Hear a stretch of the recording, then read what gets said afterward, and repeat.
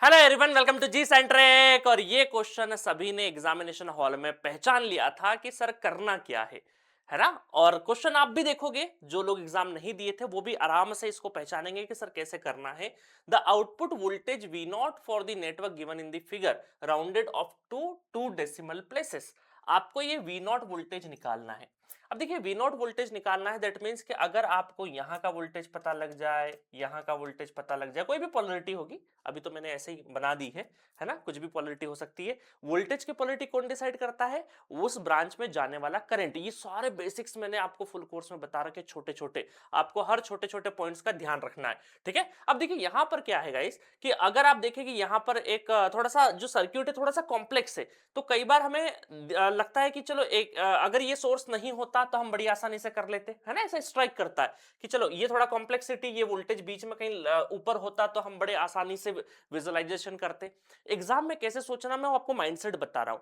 तो कैसे आपको चेक करना है कि भाई ये सुपरपोजिशन थ्योरम ही लगेगा, क्योंकि हमें ये थोड़ी सी तकलीफ दे रहा है 6 वोल्ट, या ये होता अकेला तो भी काम हो जाता, ये होता तो भी काम हो जाता। तो कहीं ना कहीं हमारे दिमाग में अच्छा दो सोर्स आ गए, तो क्यों ना अपन सुपर एक बार इससे निकाल लें, एक बार इससे निकाल लें, फिर ऐड कर देंगे। तो यहां से चमकता है सुपरपोजिशन का कॉन्सेप्ट। सुपरपोजिशन थ्योरम ये बोलती है कि एट अ टाइम एक सोर्स लो, उसकी वजह से निकालो, फिर दूसरा लो, उसकी वजह से निकालो, और बाद में दोनों को ऐड कर दो। चलो वही वही काम अपन भी करते हैं। तो सबसे पहला चीज है कि यहां पर अगर हम लोग ये 1 मिली एम्पेयर का अगर सोर्स लेते हैं और इसको इनएक्टिव करते हैं, वोल्टेज सोर्स को इनएक्टिव करने का मतलब क्या है? शॉर्ट सर्किट बनाना, ठीक है। तो यहां पर जब शॉर्ट सर्किट बनेगा तो सर्किट कुछ इस तरीके से नजर आएगा। 1 मिली एम्पेयर, ठीक है, 1 मिली एम्पेयर। और यहां पर ये आपका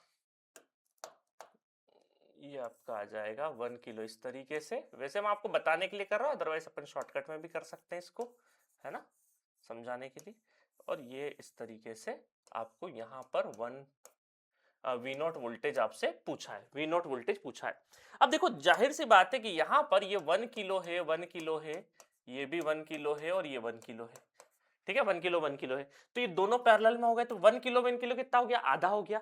ये बन गया, तो ये भी कितना हो गया? आधा हो गया। तो यहाँ पर आधा किलो यहाँ पे, है ना, आधा किलो ओम इस तरीके से हो गया।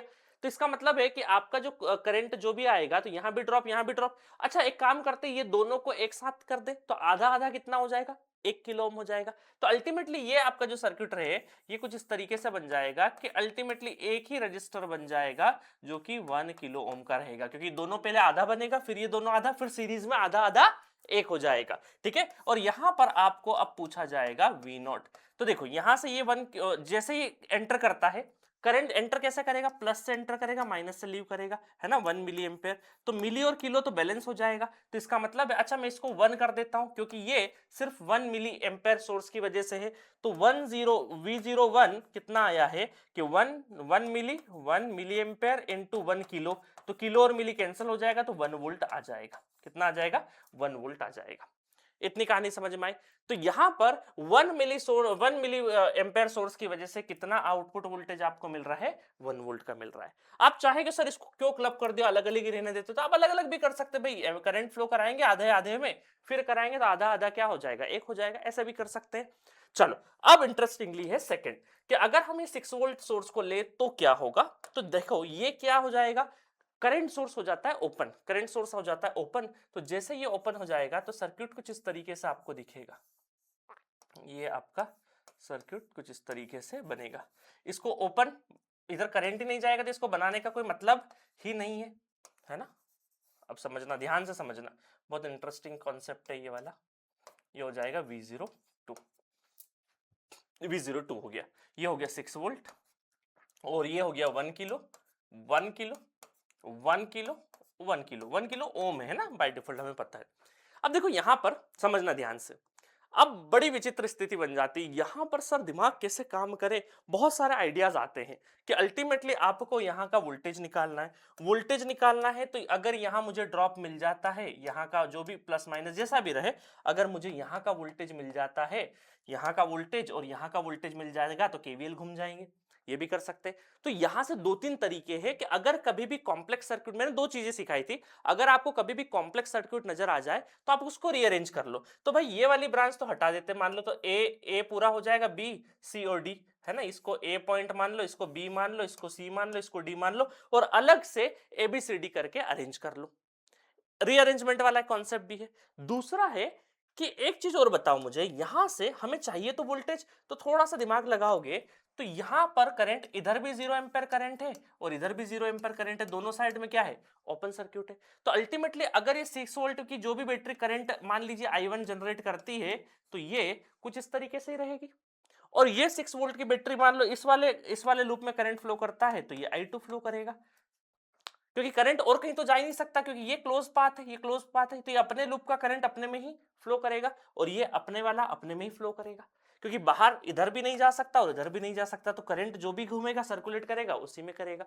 तो क्या हम ऐसा बोल सकते हैं कि अगर I1 निकाले, I1 देखो आराम से, तो I1 क्या आ जाएगा, I1 करंट आ जाएगा, देखो केवीएल घूमेंगे 6 माइनस प्लस, प्लस माइनस और प्लस माइनस, तो कितना हो जाएगा, I1 हो जाएगा 6 माइनस 1 के, माइनस 1 के मतलब 2 के, तो मैं आपके लिए पूरा लिखूं रहा, अदरवाइज तो डायरेक्टली हम लोग कर सकते हैं। 3 एम्पेयर करंट आ जाएगा और 3 एम्पेयर करंट आते से ही यहां पर 3 एम्पेयर करंट आ रहा I1, तो यहां का वोल्टेज कितना हो जाएगा, यहां का वोल्टेज अगर देखेंगे तो 3 इंटू ये आपका क्या हो जाएगा, मिली एम्पेयर में तो नहीं नहीं 6 वोल्ट ही है, तो ये मिली एम्पेयर में हो जाएगा करंट हमारा, मिली एम्पेयर में करंट हो जाएगा, क्योंकि 2 किलो है ना, 2 किलो है तो 3 मिली एम्पेयर, 3 मिली एम्पेयर, ठीक है, 3 मिली एम्पेयर, तो यहाँ का वोल्टेज कितना हो जाएगा 3 इंटू 1 के, है ना, मिली एम्पेयर अपना मिली और किलो वो बैलेंस हो जाएंगे, क्लियर है।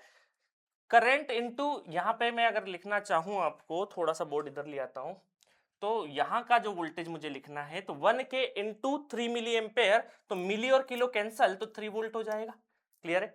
सिमिलरली देखो यहाँ पर भी क्या है, I2 करंट भी अगर मैं निकालूंगा तो I2 करंट भी तो क्या हो जाएगा, सेम हो जाएगा 6 डिवाइडेड बाई 2 के, तो इसका मतलब 3 मिली एम्पेयर ये भी हो जाएगा। और देखो पॉजिटिव साइन आ रहा है, दैट मीन्स कि हमारे जो डायरेक्शन एज्यूम किए थे हमने वो सही है, क्योंकि आपका क्वेश्चन हो सकता है सर आपने ये क्लॉकवाइज ही क्यों मान लिया और इसको एंटी क्लॉकवाइज ही क्यों मान लिया, डायरेक्शन आप पूछ सकते हैं मुझसे, तो ये इसलिए हमने कुछ भी एज्यूम कर लिया। देखिए लूप जब भी होता है हम करंट का डायरेक्शन कुछ भी एज्यूम कर ले, अगर उसका आंसर पॉजिटिव है दैट मींस कि हमने जो एज्यूम किया डायरेक्शन वो सही है, ठीक है। अब देखो इस डायरेक्शन के हिसाब से यहां से प्लस, क्योंकि करंट जहां से एंटर करता है प्लस से एंटर करता है, माइनस से लीव करता है, तो यहाँ का भी 3 और 3 मिली एम्पेयर और 1 किलो कैंसिल हो, मल्टीप्लाई होके 3 वोल्ट बन जाएगा। अब अगर मैं बड़े वाले में केवीएल घूम जाऊं तो देखो V01 माइनस 3, क्योंकि ये 3 और ये 3 एक अपोजिट पोलरिटी के है कि नहीं, देखिए ये प्लस माइनस 3 वोल्ट और यहां पर माइनस प्लस 3 वोल्ट, और ये आपको V02 देना है, V02 निकालना है, तो केवीएल घूम जाओगे तो ये 3 और ये 3 आपस में क्या हो जाएंगे, कैंसल आउट, इसका मतलब है V02 क्या हो जाएगा, ये हो जाएगा आपका 0 वोल्ट, क्या हो जाएगा 0 वोल्ट। तो बहुत इंटरेस्टिंग कॉन्सेप्ट था, बाकी तो खैर छोटी छोटी चीजें मुझे बतानी थी, इस वजह से थोड़ा सा लंबा हो गया वीडियो, अदरवाइज आप बहुत नॉर्मली बहुत जल्दी पिक कर सकते हैं इस कॉन्सेप्ट को, ठीक है। मैं समझाता हूं इस वजह से थोड़ा सा टाइम लग जाता है, एग्जामिनेशन हॉल में आपको इतना टाइम नहीं लगेगा। मेरा कोशिश होता है कि हर छोटी छोटी चीज पे फोकस करूं ताकि अगले एग्जाम्स में, आने वाले एग्जाम्स में गलतियां नहीं हो, अदरवाइज यहां जाके बहुत सारे स्टूडेंट स्टक हो जाते कि अब क्या करें, है ना, क्योंकि वो जीरो पचा नहीं पाते कि कहीं सर और क्वालिटी तो कुछ नहीं है, जीरो तो कैसा आ गया, है ना, तो थोड़ा सा ऐसा होता है। अब देखो नेट आपका जो V0 है वो V0 नेट अगर हम देखें V0, तो V01 प्लस V02, ठीक है, तो ये हो जाएगा 1, इसकी वजह से आया 0, तो अल्टीमेटली आंसर कितना है 1 वोल्ट आंसर है। और आंसर भी इसका मेरे ख्याल से जो रेंज थी वो 0.95 टू 0.05 के तकरीबन आपको रेंज ऑफिशियल आंसर की रेंज थी, ठीक है, तो 1 volt is the correct answer. आया मजा। देखिए नेटवर्क थ्योरी बहुत बहुत, ये जो कहां से घुसेगा, प्लस से घुसेगा, माइनस से लीव करेगा, नहीं जाएगा, किधर नहीं जाएगा, ये नॉलेज अगर आपको है ना तो एनालॉग इलेक्ट्रॉनिक्स के बहुत सारे क्वेश्चंस आप आसानी से कर सकते हो।